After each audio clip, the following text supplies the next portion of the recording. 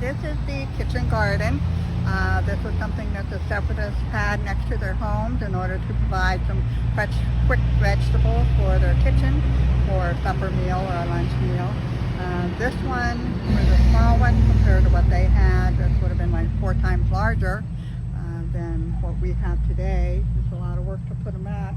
And what I've done with this garden is provide as many heirloom plants as I could, anything from 1888 to 1700. So I do have some heirloom tomato plants. Those are a German pink tomato. They haven't started ripening quite yet, but they will provide a very tasty lunch at some point. And pear tomatoes, which I can make a preserve of. And the whole idea behind having started this garden was to provide fresh vegetables for demonstration purposes in the #1 kitchen. We had hoped to have school children in here being able to take some of the vegetables, come in and actually pick and help provide a meal for themselves. But because of the virus this year, we weren't able to do that. I have all kinds of heirloom flowers. That's to help with the pollination. Also helps with natural process of keeping the critters away, hopefully. So we have the bachelor buttons and zinnias and marigolds to help with that. This plant is a pole bean. My son helped me put this together.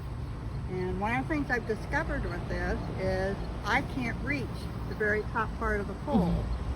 So somehow or another I'm going to have to get some kind of a ladder or somebody much taller than me and help me get the rest of the beans. But there are some beans in here. There's a few small ones coming up through here. Most of them are toward the top. Here's one. It's very nice. It's a string bean, and when you go to process it, you do have to pull the strings off, but it's very tasty. I also had the yellow wax beans, and those were very, very good. Reminds me a lot of my grandmother. I have fresh carrots. The beets I've already taken out because they were starting to get too much heat and water stress, but they were also heirloom beets. The Zoarites like to have a lot of fresh vegetables and fruits in their meal and would put together all kinds of soups and stews, very little meat, and so they use a lot of fresh vegetables in their varieties. They like heavy spices, so the garden was very good for providing all the extra spices that they would need for cooking with. Basil, onions, I do have some onions here, a few things like that. There are a couple bushes here, quince bush, which there is a quince jelly you can make. Unfortunately, this year we did not get any fruit off of the quince, so we weren't able to use that as a demonstration.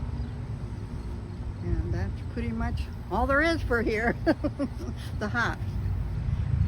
I don't know if you want to be on the other side, but they will provide, the hops is ground provides a little flour, and you process that into a brine. Makes your yeast for making bread. It was also good for making beer, which the separatists were very well known for. And I thank you.